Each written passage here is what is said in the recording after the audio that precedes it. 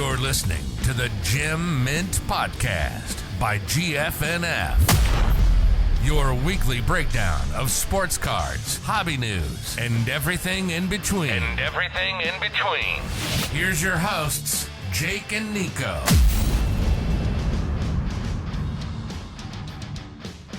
Yo, what is going on, everyone? Welcome back to Gem Mint by GFNF, episode 25. It is July 7th, Thursday. We were a day behind. We had a little technical difficulties yesterday, but not a big deal.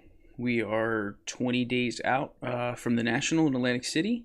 As always, I'm here with Jake. What's good, bro? Good week so far, I think. Overall, for not having a target week. Yeah, let's just hop into it. Yeah, like you said, no target this past week. I think it was expected off week, especially with the holiday on Monday. I think that was probably never gonna, happen. We did see Walmart again though with their new drop time, 9 p.m. Eastern on Wednesday. Obviously, we saw that like late night Thursday one. Then we saw last week was like that kind of bullshit drop at 3, which really wasn't a drop, and then it happened again at 9, and then this week just nothing at 3, and then everything at 9. It was a weird drop. It wasn't, I wouldn't say it was a ton of stock like the last two drops, but still pretty decent. People hit decent amount. Just looking in the group and on Twitter and stuff.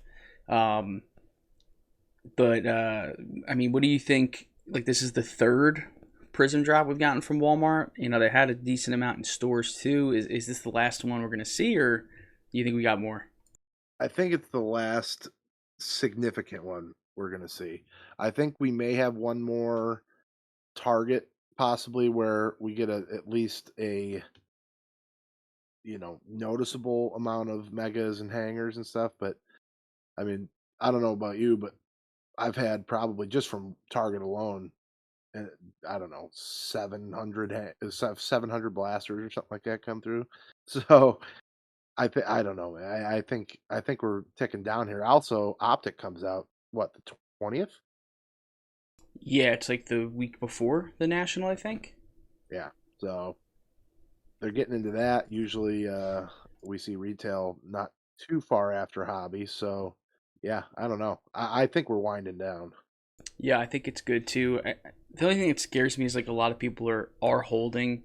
Obviously, people are selling, but a lot of people are holding. So I think the demand will be there, but you just never know because it is printed pretty heavy. So it's obviously smart to offload a little bit just to cover your costs and not really have to worry. Definitely. Too much. Obviously, it's not going to go to zero, but you never know what this stuff might just take a little longer than you were planning. So, but which is fine. Yeah, it is what it is. It'll eventually get there. Yeah. Tops though, pretty active over the past couple weeks. We saw UEFA Sapphire on UK, and then they went ahead and dropped it on US, but for Montgomery Club, which is kind of weird. That's the first time that's ever happened. We've never seen a UK drop. We're all like, oh shit, I guess no Monty. And then we get the Monty drop. What time did you get your email? I think my email came 5 hours after it went live. Yeah, mine was 4 o'clock in the afternoon. Yeah, they're really bad at those. I think it's a terribly timed tweet or something like that.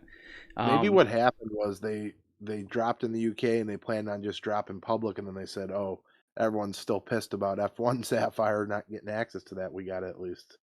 I don't know. I think everyone's probably over the F1 Sapphire at this point, but we'll get into that. Yeah. But so it did sit in stock for a little bit. It was 2 quantity over on the UK, your European regions. It was in stock probably for an hour or so, I think, on US. It did eventually sell out. Just small profits really on it. I don't think it'd be anything too crazy, at least off the rip. But we'll see. It's still Sapphire, still UEFA, so it's at least a decent league for in soccer terms. You know what's funny thinking about that? I for some and because the rookie class was so bad, but every single Sapphire product that's released, basically ever, has held its value or gone up. And the only one that's teetering on that is the only one that Slump fully went in on, which is 2021. Our buddy Slump went in 2020 Chrome Baseball Sapphire, which has struggled to say the least because of the rookie class. But hopefully he doesn't pass on this year's. Yeah, hopefully he does, because that'll mean more boxes for me. True. But yeah, shout out to Slump. Yeah, and then I think just on the botting front, nothing too crazy. We did have a call in the group on Tuesday for just a generic tops call. Ended up working out pretty well, considering there was a surprise drop the next day. So, but that went pretty well. I think people. I think it was a good drop that people could test their setups on too. Right. It wasn't too competitive, but you could at least get your feet under you if you're new to botting tops, or you just wanted to test out a little bit of a different setup. So there was room for error on this one. So you had time. Yeah, you had time. So I think that's pretty much it on the retail front. Let's get into some hobby stuff. Probably the biggest thing of the week here, at least from a profit perspective, Star Wars Sapphire has just absolutely taken the market by storm. When the boxes first released to Montgomery Club, I mean, pre-sales were what, $350? Yeah. For $220 box with tax, shipping. Quickly, before they were even in hand, I want to say they were at like $450, $500. People started. I bought a couple at $500, and then they just started to go up and up and up and up, and they're just not stopping. They're currently, I think the cheapest on eBay is $1,200. Buy it now. There's plenty of auctions ending, at high price points. It's at the rate it's going, dude. Like by the time this episode gets released the following day, which will be Friday, it'll probably be $1,500. Yeah, it might be. I mean, when we posted about it, I put everyone needs to go for this. Like, you should not be skipping this drop at all. I'd mentioned Garbage Pail Kids, how it pretty much 20x'd, from the release price, and I was like, there's no way that this is going to even get near that. We're not at a 20x yet. We're at about a 6x, but shit, man, it certainly feels like we can get there. Gosh, which would be pretty cool. That would be really cool. So this is the yearly. I mean, we may look back and be like, man, we should have bought a bunch of boxes at 1,000 or 1,200. Yeah, I saw a couple of people in the group being like, "Oh, I passed at 800." He's like, "It's too late now." Nope. Who knows? Maybe it's not. I disagree. Yeah, my opinion is I think these are gonna probably hit 1,300 to 1,500. They might sit at that price for a little bit or come back down even a little bit. I think 1,000 is probably a pretty safe floor. The thing with these is it's oddly, I guess like the listings on eBay, there's just not a lot of them for sealed boxes, and it just makes you wonder, like, where are all these boxes? I know there's a couple of people that haven't gotten their Monty order yet, but I mean that's just maybe a third of the total supply of 15,000. Like, where are these other 10,000 boxes? Like, obviously there's guys like Cheap Fun Breaks doing 10 box breaks, but it just seems like there's like more supply somewhere. Hopefully people are ripping them in silence and just diminishing the already low supply. Yeah. I mean, yeah, it's already low, like even without people ripping it. So like, I'm honestly not too concerned about it at all. I think if people that, bought in either that want to undercut or want to sell early have already done so. Or they're at that point now where they're like, oh shit, like this is a lot of money. I want to take my profits and go, which is like totally fine to do, especially if you only have one box. Right. It doesn't hurt to do that, but this is the yearly top Stimmy, so shout out to them. We had I 1920 Sapphire UEFA 2 years ago. Obviously F1 Sapphire last year, and now Star Wars Sapphire. So stop passing on Montgomery memberships. If yeah, you just have, stupid I to know pass. 600 seems insane, but you're gonna make your money. Um, I I don't know. I'm under the impression with these Star Wars things, dude. Like we paid how much? $200 for them. Yeah. You know, if you got them at retail, uh, no matter what, they're never gonna go below that. So I think I'm just gonna ride this and see how far I can go up. Yeah, I don't hate it. I'm looking to, I have five. I'm looking to offload one just to literally make my cost $0 pretty much. Yeah, Um, it's not a bad idea. That's what I got. and yeah, just to pretty much get my money back and then ride it out. But we'll You pulling the see. trigger here at 12, or you're gonna see if you can hit 15? Yeah, I wouldn't mind 1200. I would be cool with 1200. So we'll see. We'll see what happens though. Um, it just I think we go up a little bit more, but um, I just very odd that there's just not a lot of stock out in the public hands. It just makes me feel like Blowout has like cases and cases of this shit in a Yeah, background. because this didn't get released on the foreign sites either. This was only U.S. Yeah, yeah, it's just very, it's so super weird. Yeah. But anyway, yeah, moving on. So shout out to Tops for Star Wars.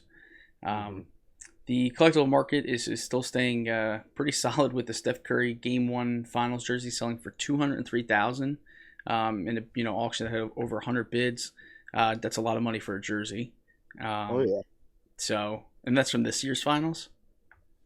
Yeah. This year's finals game Yeah, one. Yep. interesting. That's crazy. Tons of bids. Yeah, that's a lot of money for. I mean, not an irrelevant jersey, but like, is there like big significance to it? I mean, I guess there's probably just not a lot of finals worn uh, Steph Curry signed jerseys out there. Think about how Um, many Star Wars boxes you could buy with that 203,000. was this even signed, or was it just straight up a jersey? It was signed. Yeah, That no, was it was signed. signed. Okay, just making sure. Yeah, Um, that would be insane because otherwise you could buy a authentic jersey. yeah, You know. and you'd be going to like a show or something where he's doing autographs just to get it signed. But yeah, pretty cool. Mac Jones offered a hilarious response to hearing a kid pulled one of his Prism cards and sold it for 100,000 cash. He said, and I quote, "I'm glad with trading cards and stuff. It's all cool."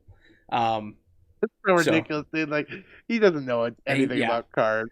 I mean, like that quote is just like a verbal form of that picture. Him with the cigar in his mouth, like just like with Oh the yeah. straight dad bod, like mush, look Casper looking type guy. Straight up, when I first read that, I was like, "This guy didn't even hear the question. He just said, "Yeah, I'm glad with trading Yeah, cards and stuff. It's all I'm just here so I don't get fined. Yep. right." Yep. Um, Want so practice? yeah, this is pretty cool. So Beckett has a kind of like a poll out there for America's best card shop. Do you want to go through them? I know one is local to you. Yeah. So this is part. This is going to be part of their industry summit stuff. So they do breaker of the year, card shop of the year, um, that kind of stuff. So this is a new addition this year. They did a round where anyone could submit their shop, and then they narrowed it down with votes and stuff down to I think 10, and then down to this final four list. Which Baseball Card Connection. That's Effingham, Illinois. It's a south suburb of not really Chicago, but south of the city here in Illinois.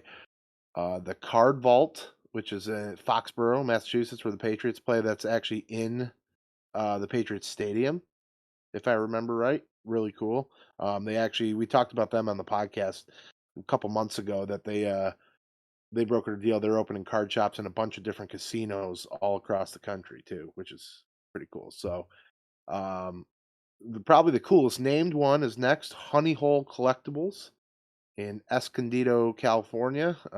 Sounds Southern California.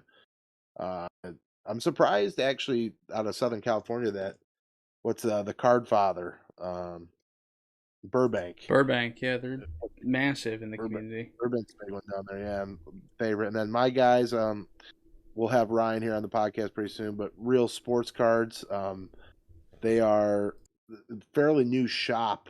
They've been around, but they built a new shop in Champlin, Minnesota, which is a suburb of the Twin Cities. Uh, they Real Breaks is their brake side of their company. They've won Breaker of the Year the last 3 years. good friends, good people. So those are your final four. You can vote on Beckett's website. Just go to the search bar and put Card Shop finalists. It'll pop up. You can cast your vote if one of those is yours. I was going to ask if they get a prize, but I just saw what the prize is. Holy crap. I didn't even see what the prize is. What it's is a it? prize package with items worth $50,000. That's crazy. Ooh, that's solid. That's a lot of money. Or I guess a lot of product, but yeah, pretty cool. Yeah. So check it out, and you can go online and vote. This is some pretty cool news. So PSA will begin grading the '84 Jordan Star basketball cards, which I guess some people consider to be his rookie. Some don't. There's like weird. I know Nat Turner like tweeted about this, and then I forget who responded. It might have been Ken Golden, shocker, trying to school him, or it was someone else. So yeah, so these cards right now are strictly in Beckett's labs. I guess SGC too. I mostly have only seen BGS labs, but yeah, it'd be pretty interesting to see. It is weird that 86 would be his rookie. I mean, because it's not his rookie year. 84 was his rookie year. But I know what's funny is Nat Turner posted this like 4 or 5 days ago after it was announced. And then today I saw that he posted some graded 84 star cards, one of which being Jordan, the other one being, I believe, John Stockton. So he obviously had front of the line access, which is a little bit horseshit, seeing as I have stuff there from last March. But yeah, I digress. Yeah, it'd be interesting to see what the highest graded is going to be out there for a little bit. I don't even know what the highest graded BGS copy is, but yeah, I think you'll get some crossover, I'm sure, right? Yeah, I'm sure. I don't think anyone's going to crack it, honestly. I think you just have to send it for a crossover. Yeah. Because obviously there's a lot of fraudulent copies out there too, stuff like that. I would peel off. I wonder if you could peel off the Beckett like label, or not peel it off, but like dig into it and get that out of it so it doesn't influence. Like if you have a 9 with, I always was worried that like if you were to send a card just for crossover, are the subgrades and stuff from Beckett going to influence whoever's grading it? Yeah, or they like tape over it and like grade it without the subgrades. Yeah. Right. I don't know. Yeah, it's a good question. Yeah, I don't know. Maybe we could, pick someone's brain that's at the national from PSA, see if they'd spill the beans.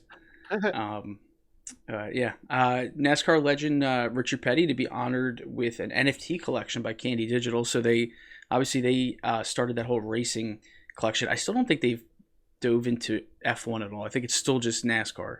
But it looks like they're going to be giving Richard Petty his own collection. I haven't been keeping up too well with the Candy stuff. I doubt it's died yet, obviously, but I don't know if it's taken off and it could just be the landscape of the current economy has kind of caused some of their growth to kind of be hindered a little bit. But they're still trying, so going to keep at it. They got the money to keep it afloat, so probably not the best time to be investing in NASCAR NFTs, but yeah, I don't know. Maybe that's your thing, Maybe rock bottom right now is the time. Who knows? It might be, yeah. Eat those words. So the NSCC Executive Director John Brogy, he said that there's approximately double in ticket sales from last year's national to this point. With a little bit smaller of a venue, that's kind of crazy. Be a lot of sweaty dudes in that room. Yeah, a lot. Last year's national, dude. Like, us included. My god, it's so hot. It was so hot in there because there's so many people, and packing us in a. And we people were asking because I heard people ask about like the air conditioning. Like the first day was so brutal, and they said the air conditioning's on at full blast. Like there's just so many people that can't keep up. Yeah, we'll see. Hopefully it's not too. Bring your sweating pants. Yeah, wear deodorant too, please. Goddamn. But yeah, moving on. David Adams, new Fresh programs underway. Case Fresh versus Factory Fresh. What the hell does that mean? Okay, so this is something that they came out with actually a couple months ago, but actually it was like an in-house program, but now it's opening up. So it's kind of like BBCE. So if you can buy, sealed product from them, and you can use their fresh program and pick between case fresh, which is they will so you want to buy a box of F1 Sapphire. They will pull it out of a sealed case and they will put it in like a hard acrylic, like we've seen before, a hard acrylic thing, put a seal on it, and you get a certificate of authenticity and all that. If you choose factory fresh, that's only applies to if you're buying a whole case. So you buy a whole case and they shrink wrap it similar to what BBCE does with their cases, and it's just they're stepping into that market. So now instead of just getting a case, which is sealed in and of itself, they will shrink wrap the actual case or pull it out of it, or pull it out where if you're selling the box down the road or whatever, it's from a fresh case or it's actually a fresh case and not resealed. So that's pretty cool. I like that. Cool. Yeah. That's you don't want to trust the guy that says we all got duped to wrap your cases anymore. So let Dave and Adam, both of them, hand wrap your case for you. No G.I. Joe cards coming out of those. Nope, we're on to bigger and better things here. Yeah, that's pretty cool. So this is interesting. So, okay, you want to go into this one because I have a little bit different view on it, or Yeah. So Funko Pop's releasing its first ever figures based on football cards, and it's modeled after 2020 Prism football. If you're a football collector and want to sit one on your desk, I guess But to me, Funkos are a waste of money. I know there's money to be made on them sometimes, I guess, but to me, like, I don't know. The athletes, I don't know, would be super happy about that because they get some of their contracts and pay on the use of their names and negotiated by their unions are based on the cards and stuff. I don't know if this would be covered under both or would they get double on this? It's weird. Yeah, well, they did this with basketball, didn't they? That's where I got a little confused with this. Okay, so this is the first football one, but they did this with basketball with LaMelo and stuff, right? Yeah, right. I remember seeing those boxes with the the Prism card in it. But it's not like a card though, right? It's not like an actual card, like a base card. The box is modeled after. Oh, okay. I thought the one had like an actual card in it last year. No, that'd be sick though. You buy all the Herberts and Burrows you could find. Yeah. Interesting. Just throw the Funkos away. Keep the cards. I have a couple Funkos, but they're just like a couple Cowboys and like Yankees ones. Like crazy. If you're a collector like that, but to me, Funkos, I don't know. Like, there's so many of it. Like, I can't imagine there's so much rarity. I guess there is. I don't know much about the market. Oh yeah, dude. Some of them go for like obscene amounts of money, like crazy amounts of money. Funko kind of reminds me of like Beanie Babies, like that kind of, you know what I mean? Like there's like who knows down the road they're probably going to be worth a ton. Yeah. But cool. Yeah, I think that's it for hobby news this week. We can hop into some sports stuff, starting with the British Grand Prix. Holy crap, craziest race of the year, like literally insane. So obviously it started off the rip like. Lewis Hamilton got the most insane start, jumped 2 places to third, and we're like, oh, let's go. Like Lewis just hopped into third. He's looking fast. He was looking fast all weekend. And then George Russell gets clips, I think it was Pierre Gasly or someone, and like hits into the back of Zhou Guan Yu's car. It literally flips and just like slides. I mean, how far that was. It was far. It was really far. 100 yards at least. Yeah, probably. It just slid all the way into the barrier and like flipped over the tires and got wedged in between the fence and the and like the tires, that break their crash. And it was sliding upside down. Yeah, and it was upside down. It was insane. Like no one knew what happened unless you were there because the cameras just you saw the car flip and then they did show it. You knew it was bad. George Russell got out of his car, which like and like you get out of your car. You technically can't finish the race. If you wreck, your car has to make it back to the pit, to be able to get fixed and get back out there. So he got out of the car and literally just ran to Zhou Guan Yu to make sure he was okay because he's a good dude. And yeah, like you just had to look at pictures of like how his car and even the videos, like the people that were sitting there that didn't move, psychos. Yeah. Like, get yourself checked. Like, you're insane just sitting there. But yeah, crazy crash off the rip. But then, I mean, the last 5 laps were just insane. It was just insanity. There was, I think there was a there was a safety car, and then everyone pretty much pitted, I think, except Charles, who was leading, but he was on hard tires and everyone else was on soft tires at that point. And yeah, he ended up, not taking the lead or taking the win at all. He ended up 4th or 5th. I think he was 5th. But the last 4 or 5 laps was pretty much just a battle between Perez, Lewis, and Charles, and it was just nuts. They were just going back and forth. Like, Lewis was passing, it was just crazy. But Carlos Sainz ended up taking home his first ever win, which is really cool. Yeah. So shout out to Carlos. He's been driving really, really well for all the shit that he gets. Yeah. So I mean, he's a number one, dude. He's a number one on almost every other team other than Red Bull. Oh yeah. So yeah, good for him. Yeah, pretty cool.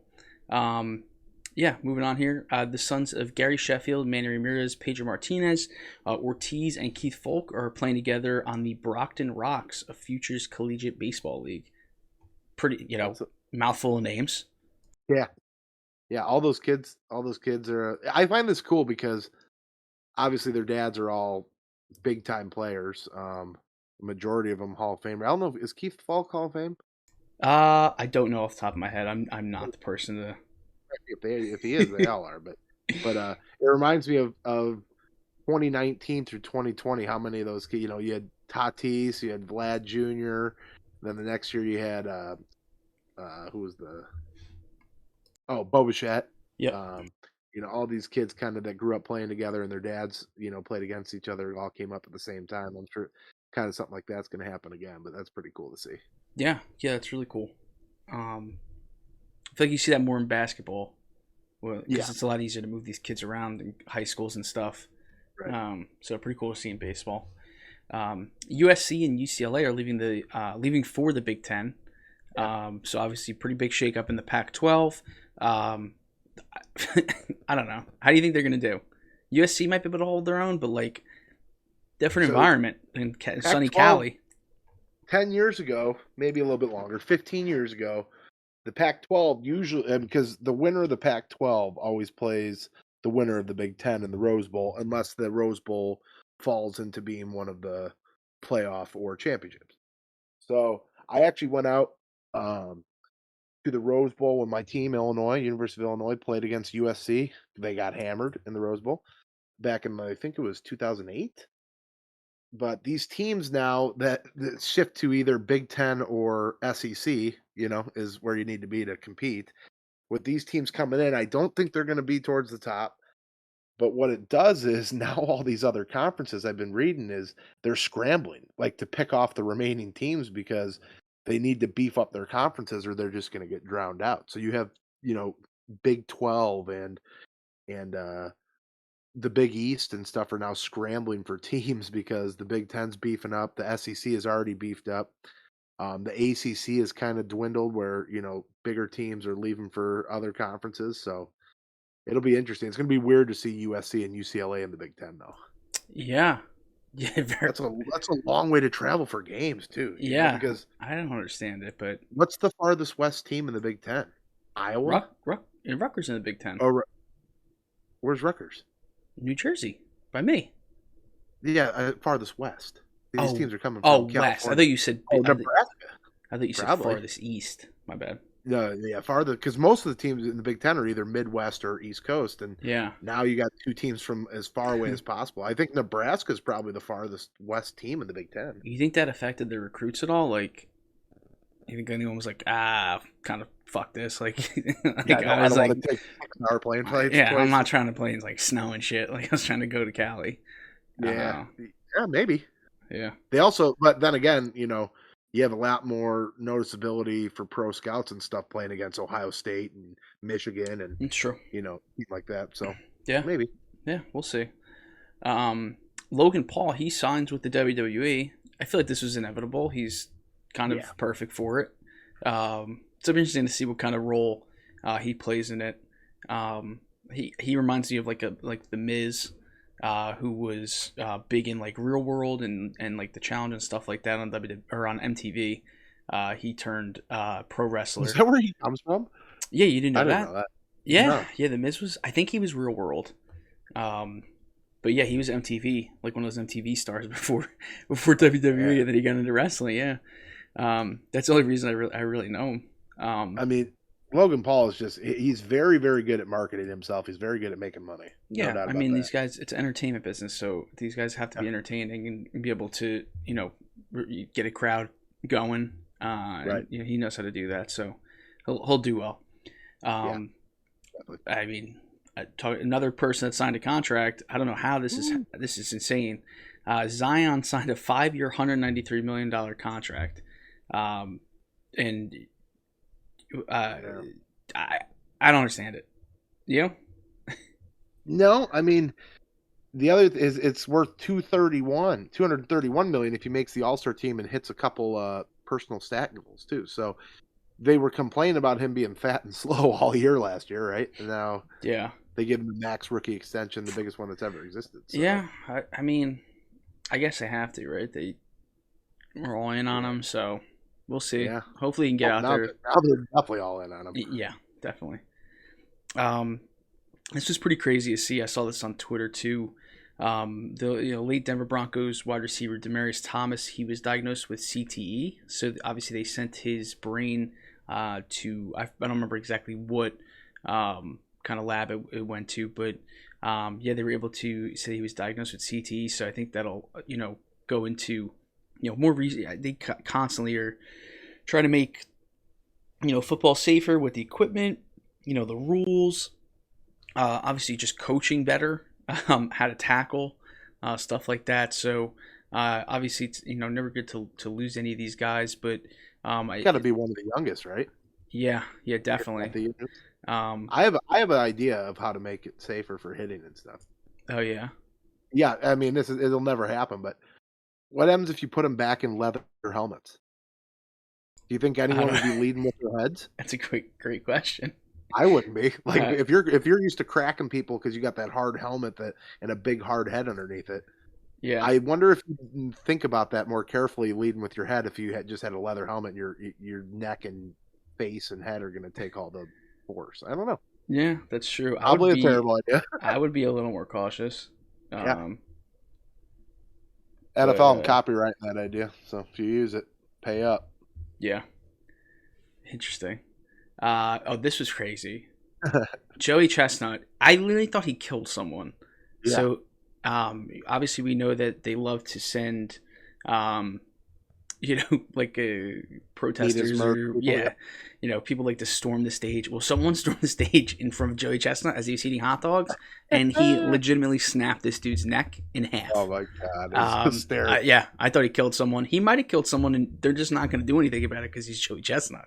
Nobody's confirmed that guy's alive. Yeah, I haven't seen anything about like this person made it out alive. So you got to watch the video if you haven't seen it. It's incredible. Did you imagine just snapping someone's neck and eating like 70 hot dogs? One thing we didn't say about that is he did this while still pounding his gullet with hot dogs.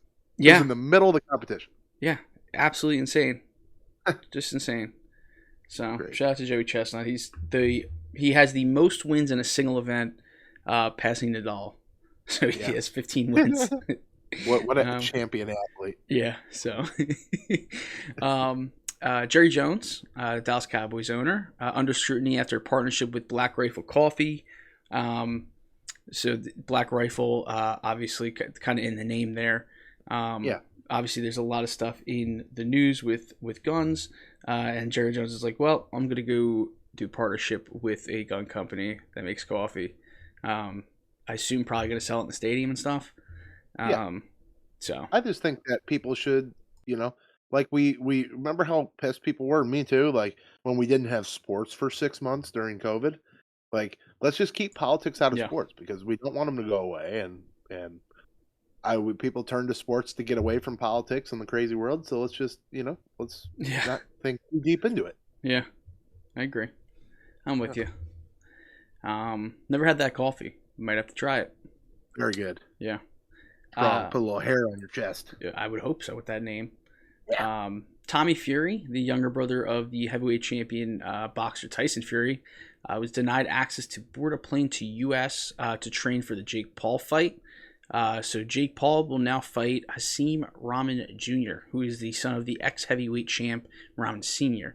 I don't know boxing that well. He probably was a big name. Who's going to get their ass beat here?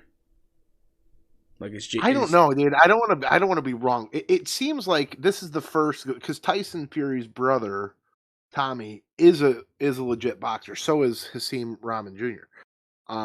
Now that he's actually facing a real boxer, I want to say that Paul's going to get tuned up, but he has held his own. So I don't know. I don't know how you feel. Did you watch the Jake Paul? Who did you just Tyrone Woodley fight or no? Yeah, unfortunately, I did. Yeah. How did that knockout look to you? Legit? Not legit? Yeah, that was the one where he hit him in the back of the head, right? Yeah, it was kind of side of the head, but Tyson just before the punch was coming, dropped his guard. Yeah. Yeah. Oh yeah. No, it's coming back to me. I don't know. It probably was legit. It just looked really not legit. If it was legit, then I think maybe Jake Paul could win. If it's staged, I think he's still going to win because obviously that's what they want. That he's the money ticket right now. So I don't know. I'll definitely be watching it on my special pay-per-view box. Shout out Pat's Fan Man. Yeah, I got to get that set up. Yeah. Yeah. They're just. I always say I'm not going to watch that stuff, and then I'm like, fuck, I must just watch it. I used to hate on this, just like when we were talking about Logan with the WWE. I used to say, these guys aren't real celebrities. They're not real famous people. They're just, bunch of TikTok idiots but realistically, that's the way the world's going now. That's the people want to see. They want to see Instagram and Twitter and YouTube and TikTok stars, So they're very good at marketing themselves. They're very good at putting themselves in positions to be at the center of attention and spotlight. So, more power to them. Go knock some teeth out and some money. Yep. Baker, so he got traded to the Panthers. So obviously I think we talked and we thought Panthers or Seahawks, but it ended up being the Panthers for a speculative 5th round pick. I like that for the Panthers. So what they have Darnold and Baker Mayfield now? Yeah, Darnold the ride pine. But what's interesting I saw is the Vegas odds for them making the playoffs tripled. Interesting. You got 300% better. So I think they were at a 9-1. Now they're at a 3-1. So interesting. I didn't think he would swing it that much, but maybe it's just the money. Maybe they're just trying to get some suckers. What do you think? So here's the deal. They split. I read that they split the cost of the contract. Yeah, Panthers and Cleveland. How do you think Baker feels about that? That he was the number 1 overall pick in 2018? Yeah. Yep. And went before Josh Allen, before Lamar Jackson. And now you got traded for a speculative 5th round pick and your old team had to pay half your salary. So I can't imagine it feels awesome. I mean, maybe not, but then he probably just thinks about he got first overall pick money and he doesn't get too upset about it. He'll go plenty of ad deals and stuff. He's got those commercials and stuff. I don't think he's too worried. Yeah, that's true. He'd probably get over it. Yeah, I would too, I guess. Yeah. You want to rip into the rookie updates? We got a couple. We added the ones that we kept saying that we're going to add every week. We finally did add them. So So pretty odd week.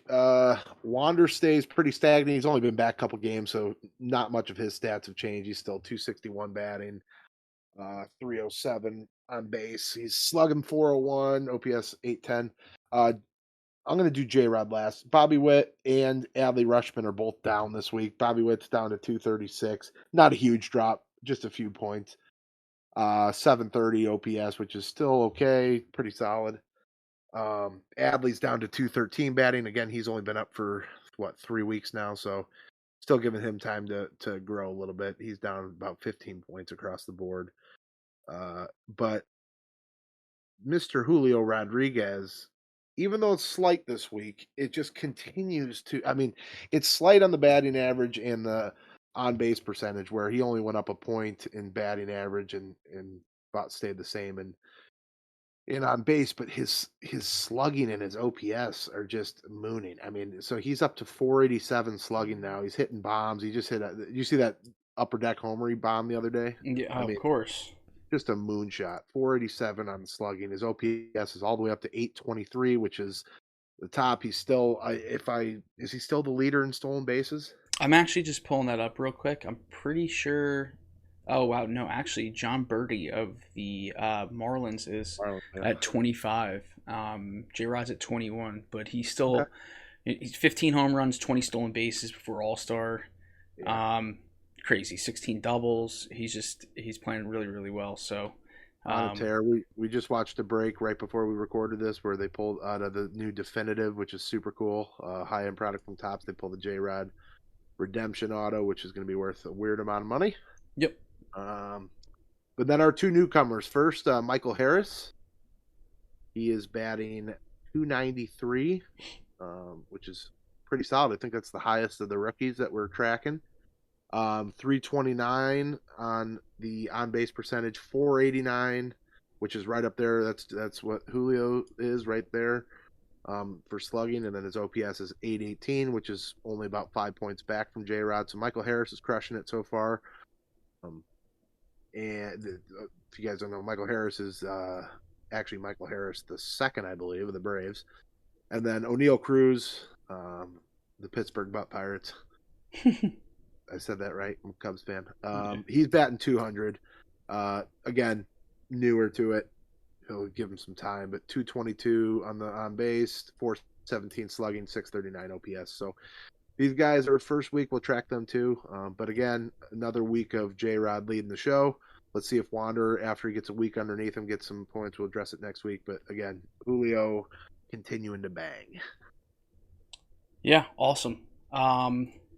Before we get into the high rollers, this is actually breaking news. From Twitter, PSA just tweeted a July national special, $18 a card, max declared of $199, 20 card minimum. And you don't have to drop at the national, but you can. It's for Collectors Club members only. Ooh. And that's ends when? It's just for July. It's a 150-day turnaround.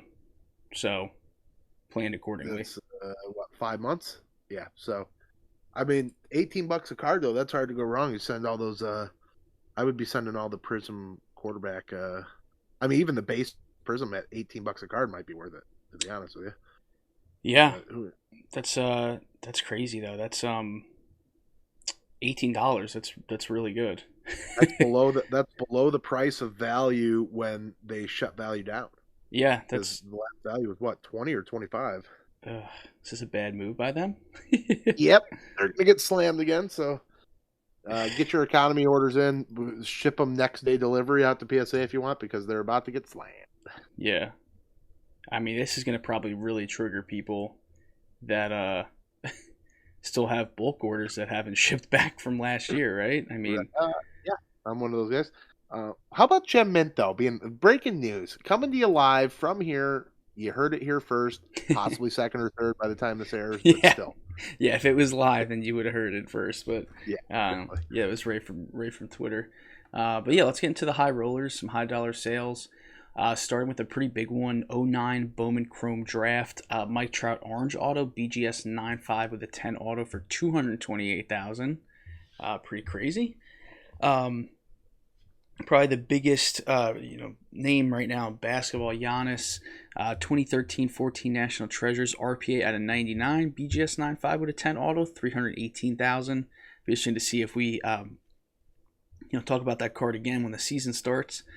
97-98 Skybox MJ, Precious Metal Gem Red out of 100, BGS 7 for $450,000. Insane.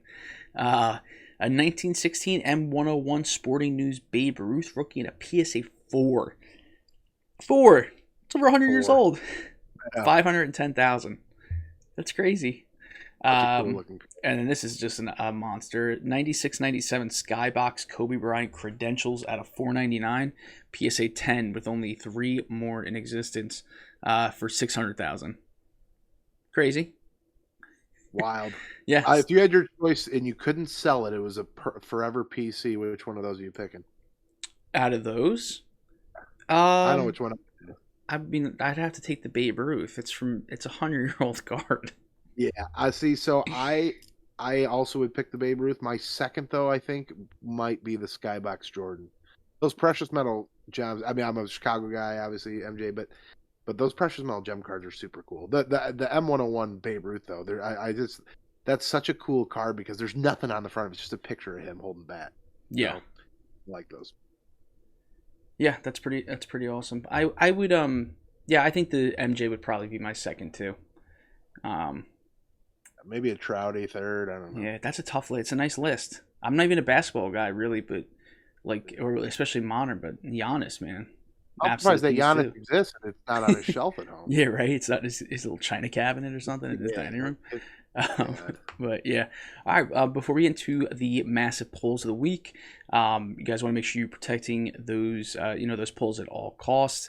And Collector Caps has the perfect solution for you. For those that don't know, Collector Caps is a patented cap that fits snugly over your top-loaded cards. Gives you 360-degree protection. Just a really, really sick look to the card if you want to display it. And it's a great way to get your brand out there because it's kind of what it's all about these days. Differentiate yourself from the pack, and Collector Caps is the perfect way to do that. You can get different colors, custom options as well. So ditch the Scotch tape. Don't show up to the national with tape on your cards and stuff. Yeah, like if you pull out a top loader card and hand it to me and it doesn't have a collector cap on it, I'm handing it back. Yeah, so, I don't want it. Yeah, so ditch the tape and slap on a cap. Be confident that your card's going to arrive safe, secure, and look good. So check them out on Instagram and Twitter at Collector Caps, and then you could shop online at collectorcaps.shop with code GFNF for 15% off. And we should have the GFNF ones. I would think this week. I don't know where they got sent, who they got sent to, but they got to be somewhere. Up the office. I like the slap on a cap.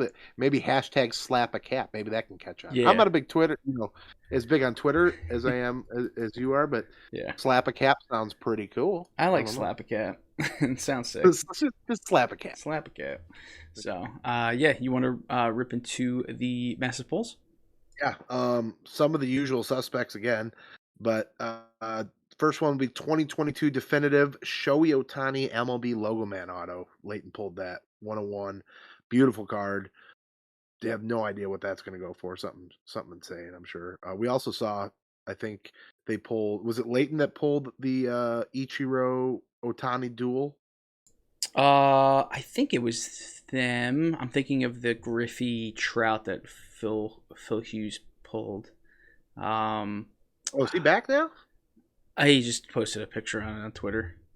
It was. I think it was them because I saw someone doing some conspiracy theory BS about them getting loaded boxes. The usual.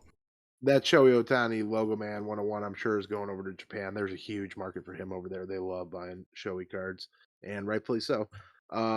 Next on the list, 2021 National Treasures Trevor Lawrence Nike Patch Prodigy RPA 101. Again, Leighton, proving the conspiracy theorists right. They're getting all the loaded boxes. Let's storm the beaches. Let's start a riot. No, but they're just opening more product. For all of you that believe in that conspiracy about them getting loaded boxes, first of all, Panini and Topps barely can get their quality control under where you don't get smashed boxes and stuff missing autographs. They're definitely not picking and choosing what, and remembering what cases stuff's in. So it's just they're opening way more. They're the biggest breakers on the planet. So that's why. The next one is super cool. I think we were watching this break, Nico and I, but Star Wars Sapphire, Cheap Fun Breaks, who does the breaks for Blowout, pulled the Princess Leia Captured Onyx, Black Onyx 101, which is super cool card. That's watching that break. I don't know about you, Nico, but for me, it made me want to rip a box or two. Yep, I can't do it. I'm too weak. 2 weeks. I got to get them out of the house. I thought to myself today, I got to go put them in storage unit. I have them in a box that fits 5 of those, and then F1 Sapphire too. So I just have it taped up to holy hell. Like, just really pain in the ass to open. Yeah, but a knife cuts right through that. I know it does. It did today when I opened it. Ooh, oh no. Yeah, so that it's hard, but I'm gonna hold off. But probably not. I'll probably open one. 2021 Contenders Optic NFL Mac Jones cracked ice auto, which I believe that's my buddy Will that hit that. Is that. Oh yeah, is it? What's that numbered out of? It's his jersey number 2 out of 21. It's number 10, 21. Right, or 22. Might be 22. Give a shout out to Budget Breaks. Yeah, and if you're looking to buy it, let me know. I'll put you in contact because he's looking to sell it. Yeah, hit us up on Twitter. And then the last one was just a Facebook personal rip. This guy we saw, real cool. That personal is 2021 Prism White Sparkle Zach Wilson auto. So all the autos. I was actually our member's buddy. He posted it in the cards chat. Yeah. So 101 Zach Wilson auto White Sparkle. That'll go for some coin. And it went to just a personal rip as opposed to one of the big breakers. So that's cool. Yeah, that'll do it for Massive Pulse. Slap a cap on those suckers. Slap a cap. Some upcoming drops on the retail front. We should see Prism basketball soon. We do have the hobby release tomorrow. I don't know if Panini. Actually, I'm curious if they put a price up yet. They've been getting later and later with their prices, updating these listings. They just kind of like to make it wait last minute. Nope, they still do not have a price on it, and it's live in about 16 hours. Oh wait, no, they do. $13.25. Of course. Isn't that above what First Off the Line sold at? Pass. $1,300. They are smoking something. That's insane. Yeah. That's if it's not, it's right at where. Yeah, that's crazy. They're gonna do their typical move. They're gonna let it sit for an hour. Yeah, these are not gonna. I realize that they've sold 3 total boxes and they're just gonna take it off the site like it's sold out. Yeah, these are not gonna sell out quick. Maybe they'll prove me wrong. But other than that, we should see Optic football in about 2 weeks, unless things get pushed. And I think we also do have WWE Select, which is priced much better than Prism was at about, I think it's $250 a box from Panini, which means you could probably get it for about $225. Yeah. So pretty cool tie dyes and stuff. Yeah, so pretty cheap there. But I think that's it for upcoming drops. You have anything else, Jake? Oh, we didn't do like a little thing about the Natty. I know we talked about the silver packs last week. But... Oh yeah. Let's do it here. Yeah, let's do a little VIP ticket info. Yeah. So apparently, as you heard earlier in the episode, they are double where they're at right now. So where they were at last year, they are still selling tickets. I don't know if there's still VIP left. I think that there's probably not. But you can get them with general admission. I would buy it ahead of time. They are a couple bucks more expensive at the door than they are online. But make sure you get a parking pass, because I don't know exactly how AC is, but in Chicago, trying to find a parking spot and walking, especially if you're carrying cards and stuff, is a nightmare. Get the parking pass and get there early, because when the doors open, especially if you're general admission, the doors will open a half hour early every day for VIP and super VIP. But for general admission, that line gets pretty darn long. So you could see yourself waiting for a good half hour, 45 minutes after the doors open just to squeeze through the doors. So that's your tip this week. Yeah, there's also plenty, like a lot of hotels right there with a ton of parking garages, so you should be able to find parking. I would think relatively easy with like a pretty short distance walk. So it won't be too bad. But yeah, there's your little tip for the week. But yeah, we will. I think we'll wrap it up there. We'll be back next week. I think we're gonna have Solis on. Solis is our resident gambler in the group for sports betting and stuff. So I think we're going to talk some NFL futures and stuff like that. So other than that, guys, you can find us at GFNF on Twitter and Instagram at GFNF__, as well as GFNF.io to hop on the wait list. And then for me, you could connect with me on Twitter at NaffyBoy13 and Jake at RigLeelySC. Other than that, guys, we will catch you guys next week. Thanks.